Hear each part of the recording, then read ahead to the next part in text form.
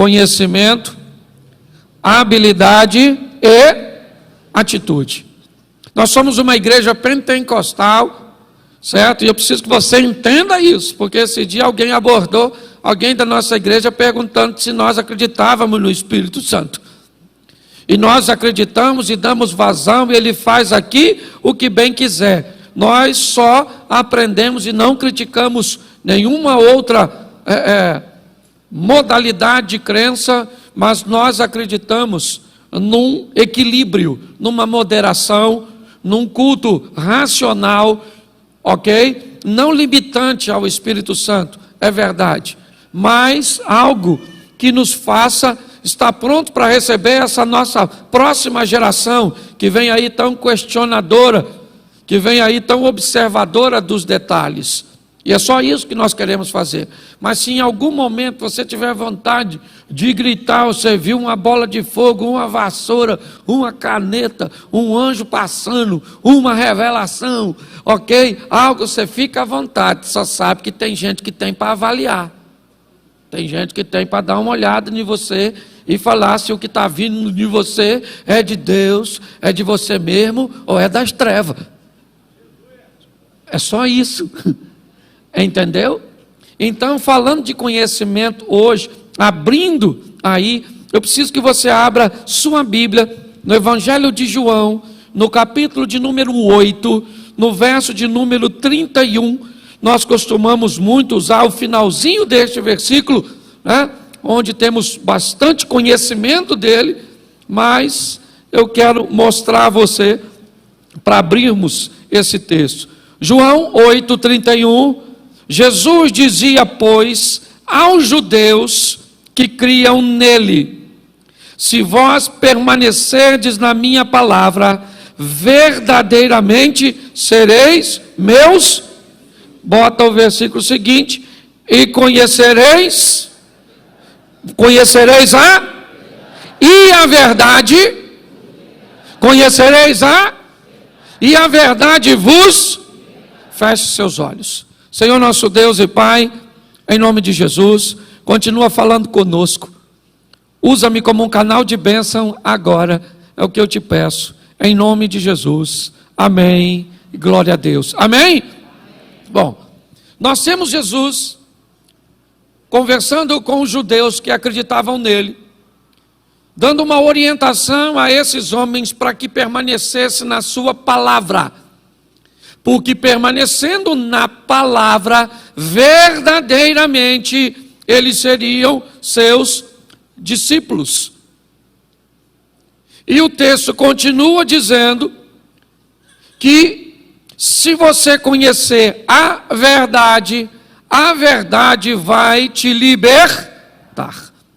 Normalmente, quando avaliamos esse texto à luz da Bíblia, simplesmente com a visão totalmente religiosa, nós pegaríamos um outro texto para embasar nosso discurso, onde Jesus disse: eu sou o caminho, eu sou a verdade, eu sou a vida. Ninguém vem ao Pai se não for por mim. Quando nós olhamos para esse texto, a primeira coisa, não tem nada de errado nisso. Eu queria trabalhar muito com vocês hoje, não com a palavra errada, mas com uma palavra incompleta. Porque muitas vezes você vai ouvir alguém dizer assim: prosperidade é dinheiro, sim ou não? Sim ou não? Sim. Só que não é só dinheiro. Quando alguém diz que a prosperidade é dinheiro, ela não está falando algo errado. Ela só está apenas oferecendo uma mensagem que está incompleta. Dinheiro, né? Prosperidade não é só dinheiro. Então, quando olhamos para esse texto, dizer que se conhecermos Jesus, conhecemos a verdade, e a verdade que é Jesus, nos liberta das trevas, do mal, e nos leva para a luz, está errado, sim ou não? Não, só está incompleto. Porque o texto que diz: conhecereis a verdade, e a verdade vos libertará, vai numa expansão muito maior do que simplesmente uma visão de salvação, que é o texto que nós acabamos de comparar. Pegamos esse texto, né? Olhamos para Jesus dizendo: eu sou o caminho, eu sou a verdade, eu sou a vida, e ninguém vem ao Pai se não for por mim. É lógico que ele está dizendo: eu sou a verdade que liberta. Mas eu queria expandir isso, já que nós estamos falando de conhecimento, e mostrar para você que toda verdade liberta. De quê? Da ignorância. Ter o conhecimento da verdade faz com que a ignorância seja removida de nossa mente, seja removida de nossa vida. Eu diversas vezes já brinquei com isso aqui na igreja. Quem aqui já não, os mais antigos provavelmente, ouviu falar que manga e leite matava? Quem aqui levanta a mão? Pois é. Quantos aqui, sejam francos comigo, já esperaram 1 ou 2 horas depois do leite para chupar a manga e depois da manga para tomar o leite? Levante a mão. Isso. O que era que fazia você fazer isso? Ignorância. O que é ignorância? Apesar, certo, de muitas vezes tratarmos as pessoas rudes como ignorante, ignorância quer dizer apenas ignorar. Você quer ver? Se tu chegar em casa agora e tiver uma manguinha maneira e 1 litrinho de leite, você faz o quê? Uma vitamina D e morre depois que tomou. Sim ou não? Não. Por quê? Porque a verdade te libertou. Entendeu? A verdade chega, põe a ignorância para fora. Eu lembrei, foi ontem ou anteontem, eu estava num local, mas estava trovejando tanto, relampeando, chovendo, essas coisas que está virando costume, né? E eu lembrei, quando trovejava lá onde eu morava, minha tia mandava botar cobertor nos espelhos. Quem aqui já botou cobertor nos espelhos? Meu Deus, um bando de ignorante. Isso, hoje você bota? Olha só, se você terminar de almoçar, não tome banho, porque você fica todo torto embaixo do chuveiro. Quem já escutou isso? Quem já esperou? Rato virava morcego, lembra? Quem lembra? Saci escondido na moita do bambu. Nós já acreditamos em tantas coisas, e por que não acreditamos mais? Porque o conhecimento chegou, e quando a verdade chega, ela nos liberta da ignorância. Por isso eu queria que você atentasse, no momento em cujo qual nós ouvimos tantas mentiras, tantas mensagens distorcidas, ou pior que mentira é uma meia verdade.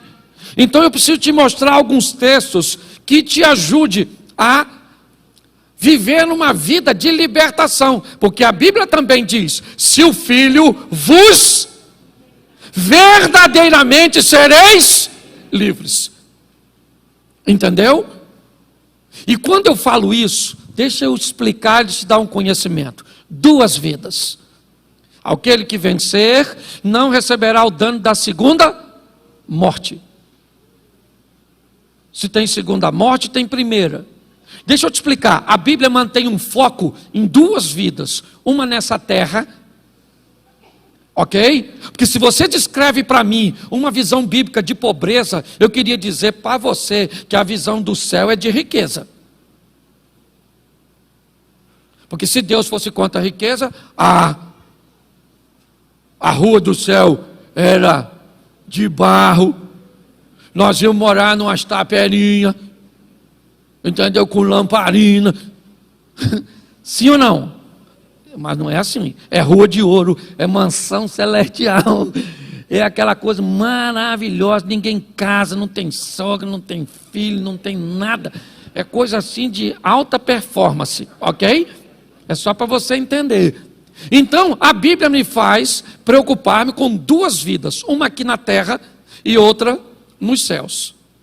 Quando eu vou olhar para isso, é isso que nós estamos tentando melhorar a qualidade de vida das pessoas aqui nessa terra. Porque nós entendemos que algumas pessoas não vão se preocupar muito com vida aqui na terra, porque já estão satisfeitas de ter uma vida, Cristo como Salvador, e vão morar no céu. Louvado seja Deus. E eu não sou contra essas pessoas, não.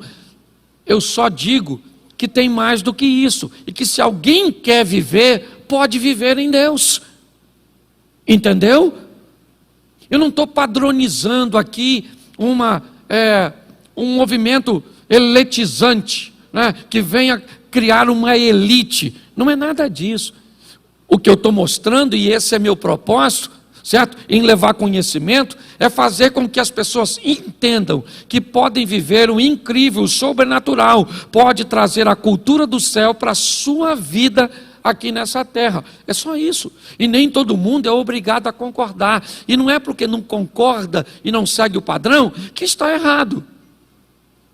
Nós precisamos respeitar isso. Então eu preciso só te mostrar algumas coisas que são muito importantes para ser avaliada no momento de uma verdade que possa libertar. E ninguém para servir mais de exemplo a nós aqui nesse momento do que Jesus. Coloca para mim aí no telão Mateus capítulo 4, versículo 3. Mateus 4, 3. Diz assim: e chegando a ele o tentador disse: se tu és o filho de, manda que essas pedras se tornem em... Você sabe o que é esse texto dito por Satanás? Um versículo bíblico do Velho Testamento. O que o diabo acabou de dizer para Jesus é um versículo do Velho Testamento. E o que o diabo está dizendo: você é homem e está com fome, então diga para essas pedras se tornarem em pães. Eu queria que você entendesse que Jesus fez milagre para muita gente, menos para ele. Ele usou o poder sobrenatural para curar, para libertar, para ressuscitar, para multiplicar. Ele fez coisas extraordinárias, transcendentes, com o poder como Deus, mas nenhuma delas para beneficiar a si mesmo. Porque ele veio aqui para viver como um homem, no que diz respeito às suas tentações, às suas necessidades. Mas o que o diabo está mostrando é um nível de conhecimento. E se o diabo está mostrando conhecimento, Mateus 4, verso de número 4.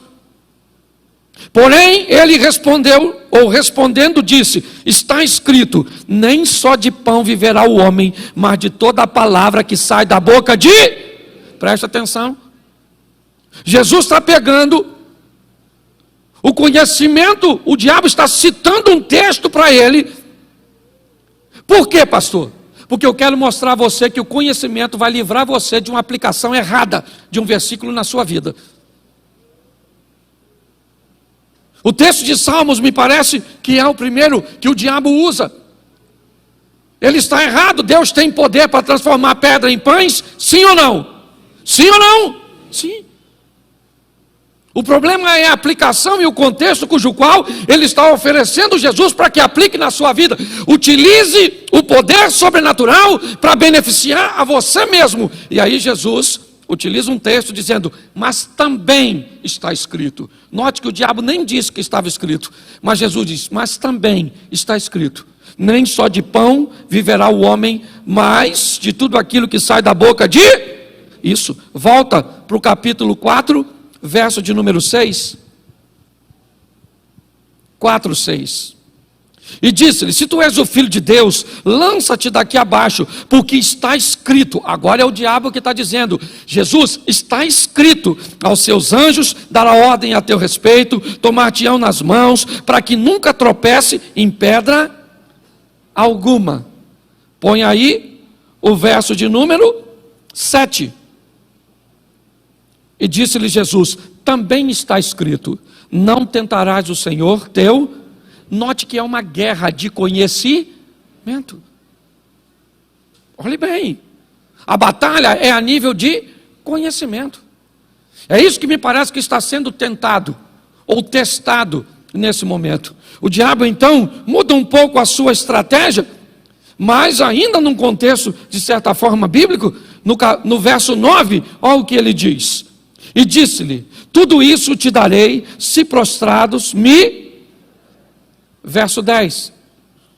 Então disse-lhe Jesus: vai-te, Satanás. Por quê? Por quê? Porque está: ao Senhor teu Deus adorarás, e só a Ele. Verso 11. Então o diabo o deixou, e eis que os anjos o serviram. Preste atenção em mim. O conhecimento fez com que textos bíblicos, cuidado com isso, eu já vi gente, e já vou mostrar isso já a vocês, crente de boas intenções, pessoas extraordinárias, coração piedoso, utilizando textos de forma inadequada por falta de conhecimento. Nós vimos aqui o diabo apresentando, né, situações para Jesus com conhecimento bíblico, mas Jesus dizendo para ele: olha, não é desse jeito que você está dizendo, também diz assim, também diz assim, também diz assim. Ou seja, o conhecimento liberta você e a mim de uma aplicação equivocada. Quem aqui já não se decepcionou com uma profecia? Quem aqui já não se decepcionou com uma palavra equivocada? Não ficou amedrontado porque alguém muitas vezes expôs a você, ou então não se tornou esperançoso porque alguém criou uma esperança no seu coração, utilizando muitas vezes um texto bíblico, e não é que ele seja mentira, ele não era para ser aplicado no contexto que você estava vivendo, e lhe faltou o quê? Conhecimento. 2 Crônicas, capítulo 29, verso 11. Vamos ver o que o conhecimento faz aqui com o povo. 29, 11 de 2 Crônicas, ou 2 Crônicas.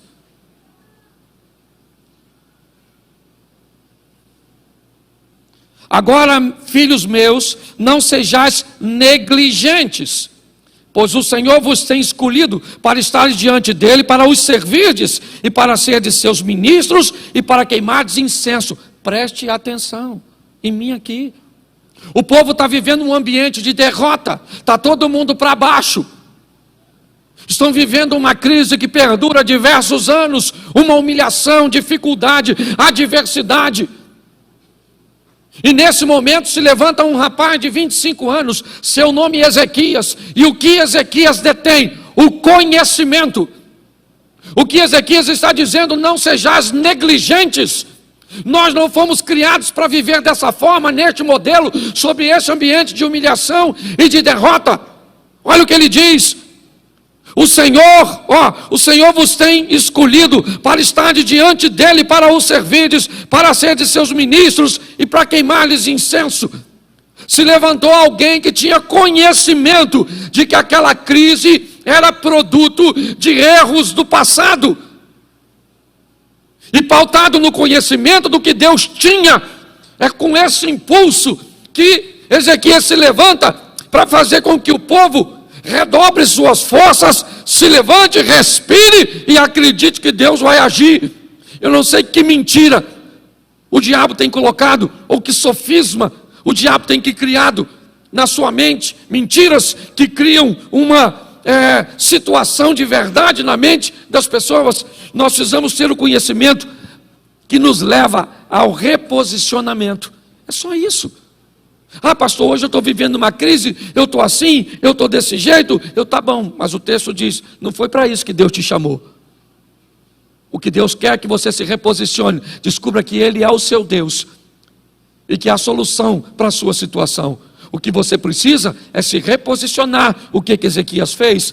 Acendeu lâmpadas. Que o pai dele apagou. Queimou incenso, que o pai dele parou de queimar. Empregou o sacerdote, que o pai dele colocou desempregado.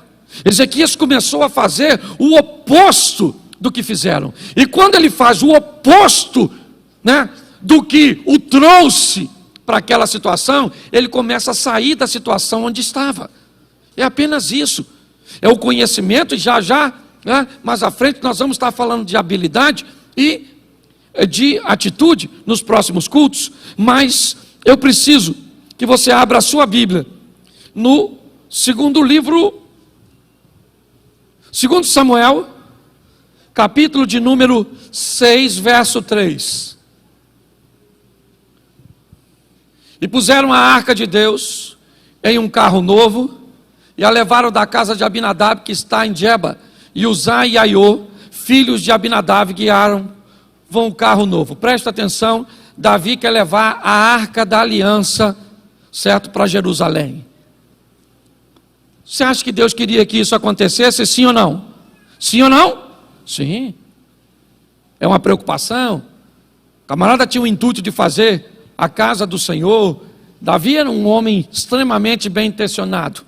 Mas quando ele quer levar a arca da aliança, ele manda fazer um carro novinho, certo? Ele pega os 2 filhos de Abinadab, Uzá e Aiô, e colocam para supervisionar o deslocamento, certo, da arca. Num de determinados momentos, né, me parece que aquele carro de boi acaba sacudindo e a arca corre o risco de cair. Olha só, Uzá então vai colocar a mão na arca para que a arca não caia, e ele morre fulminado nesse momento. Parou tudo, a festinha parou, a arca não vai mais para Jerusalém, vai para a casa de Obed-Edom. Mas eu queria que, se você desse uma olhadinha, 1 Crônicas, capítulo 15, verso 2. 1 Crônicas 15, 2. Então disse Davi: ninguém pode levar a arca do Senhor, senão os levitas, porque o Senhor os elegeu para levarem a arca do Senhor e para o servirem eternamente. Preste atenção. A ideia de levar a arca para Jerusalém não saiu da cabeça de Davi. Davi continua querendo levar. O que ele descobriu? É que da primeira vez faltou conhecimento. E por faltar conhecimento, ele ia levar a arca para Jerusalém, ele ia fazer o certo, porém de maneira errada. Olha só, ele está querendo fazer a coisa certa. Quantas vezes eu já vi gente dizendo que quer pegar o dízimo e não quer entregar na igreja, quer comprar cesta básica para distribuir. O que essa pessoa está fazendo? A mesma coisa que Davi no início. Pessoas entregar e fazer isso com dinheiro é fazer a coisa certa, sim ou não? Sim ou não? Sim, você está beneficiando outras pessoas, mas a maneira que você quer fazer é errada. Pastor, olha, eu não vou me casar, porque casamento é uma invenção do homem, porque na Bíblia não tinha papel. Beleza, mas vamos tentar aplicar os outros textos da Bíblia também à sua vida, se você quer só falar isso. Porque a Bíblia também fala que nós devemos seguir a lei dos homens. Então vamos lá, o Salomão tinha 1000 mulheres, nós vamos arrumar umas 500. Se é para fazer assim. O que falta? Conhecimento.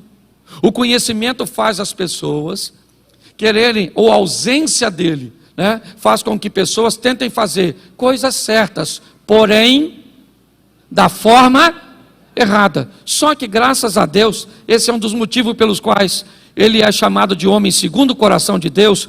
O texto diz que lá em 1 Crônicas, capítulo 15, verso 2, o Davi disse: ninguém pode levar a arca do Senhor, senão os levitas que o Senhor elegeu. Ele aprendeu. Agora a arca vai para Jerusalém, como Davi queria da primeira vez. Ela chega em Jerusalém, tem uma festança por tudo que aconteceu. Deus está satisfeito, porque ele fez o certo da maneira, porque tinha conhecimento. E aí pergunto eu aos irmãos, principalmente os teólogos de plantão, que é presente aqui, que é aí na internet: será que não tinha ninguém no meio daquele povo para chamar o Davi e falar: ô Davi, falar uma coisa para tu, a arca não pode ir no carro de boi, ela tem que ir no ombro do sacerdote? Você acha que tinha alguém? Sim ou não? Provavelmente tinha. Eu acho até que tinha, mas tinha medo. de falar para Davi que ele estava fazendo a coisa?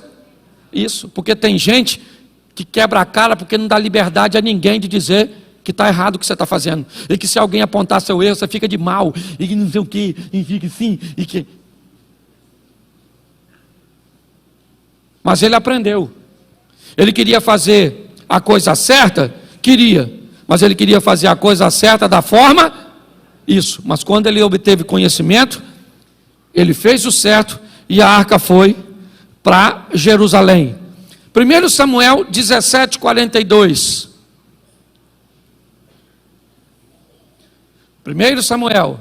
E olhando o filisteu e vendo a Davi, o desprezou, porquanto era jovem, ruivo e de gentil aspecto. Verso seguinte. Disse, pois, o filisteu a Davi: eu sou algum cão para tu vires a mim com paus? E o filisteu amaldiçoou a Davi pelos seus deuses. O filisteu acabou de lançar uma maldição sobre Davi. Eu não posso afirmar isso 100% para vocês, mas Davi era alguém tão sensível, tão hábil, que para mim, um dos motivos que o fez enfrentar, um dos motivos, teve diversos, mas um deles foi Gênesis 12:2. Coloca Gênesis 12:2, que me parece que Davi tinha conhecimento desse texto.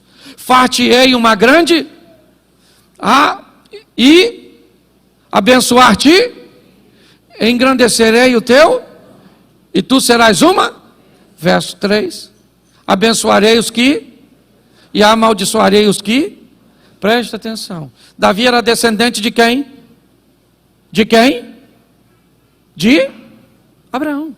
Se Deus disse que amaldiçoaria quem amaldiçoasse um dos seus ou seus descendentes, lembra da semente lá do verso 2? Quando eu imagino Davi lá no campo de batalha, preocupado, quando de repente se levanta Golias e amaldiçoa Davi. E quando ele amaldiçoa Davi, provavelmente Davi disse: agora eu acabei de ganhar a batalha. Ele acabou de dar um tiro no próprio pé, quando abençoou alguém, certo? Que recebeu por herança a bênção do Senhor. Quando você tem conhecimento de quem você é, as coisas mudam. Nós precisamos entender que conhecer não apenas os nossos direitos, mas também os nossos deveres. Você quer ver algo que é muito comum? Já estou terminando. Filipenses 4:12. Vou ler a partir do 12. Já é praticamente o último texto que eu quero usar. Sei estar abatido, e sei também ter abundância. Em toda maneira e em todas as coisas estou instruído, tanto a ter fartura como a ter fome, tanto a ter em abundância como a padecer necessidade. Posso todas as coisas naquele que me fortalece. Todavia fizeste bem em tomar parte na minha aflição. E bem sabeis também vós, ó Filipenses, que no princípio do Evangelho, quando parti da Macedônia, nenhuma igreja se comunicou comigo com respeito a dar e receber, senão vós somente. Porque também, uma e outra vez, me mandaste o necessário a Tessalônica. Não que procure dádivas, mas procure o fruto que aumente a vossa conta. Mas bastante tenho recebido e tenho abundância, estou cheio, depois que recebi de Epafrodito, o que da vossa parte me foi enviado como cheiros de suavidade, sacrifício agradável e aprazível a Deus. O meu Deus, segundo as suas riquezas, suprirá todas as vossas necessidades em glória por Cristo. Preste atenção em mim. Eu já cansei de ver gente olhar para esse texto e dizer assim: o meu Deus, segundo as suas riquezas, suprirá todas as vossas necessidades em glória por Cristo Jesus. Que besteira é essa? Que isso? Esse texto não é para mim, nem para você. Esse texto é para os filipenses. Pastor, mas eu não posso aplicar esse texto na minha vida? Posso, quando eu fizer pelo Evangelho o que eles também fizeram. Quando eu colocar aquele comportamento na minha vida, Aí eu posso trazer aquela promessa para mim. Porque senão eu não faço o que o contexto está dizendo que eu tenho que fazer, mas acabo tendo a expectativa que o resultado final me alcance. O que é isso? Ausência de conhecimento. Conhecimento distorcido, atrofiado. Nós precisamos caminhar para uma nova fase da nossa vida agora. Nesse momento, que leve a nossa vida para o próximo estágio, para o próximo nível. É isso que eu tenho tentado mostrar.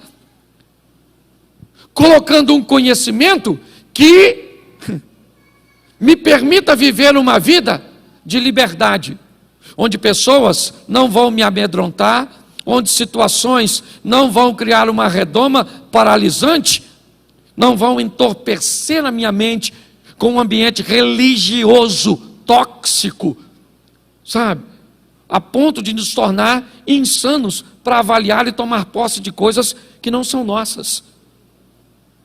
Nós procuramos um evangelho que abra a nossa mente, que expanda a nossa visão, que faça com que os milagres de Deus e a mão de Deus alcance a nossa vida. Mas para isso, eu preciso estar preparado e munido de conhecimento. Se nós não fizermos isso, nós vamos ter sérios problemas. E quero terminar com Filipenses 1:9. Filipenses capítulo 1, verso 9.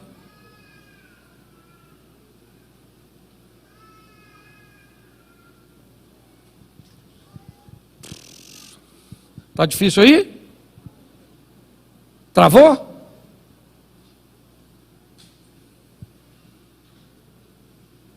Isso. E peço isto, que o vosso amor aumente mais e mais em ciência e em todo o conhecimento. Conhecei e prossegui em conhecer ao Senhor.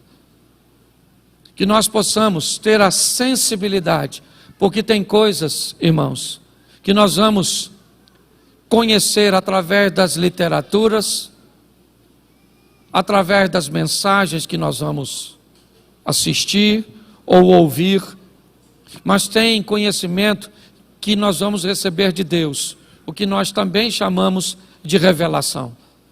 Que possamos pegar esse início de ano e procurar aprender mais de Deus, para que possa levar nossa vida a um ambiente de realizações.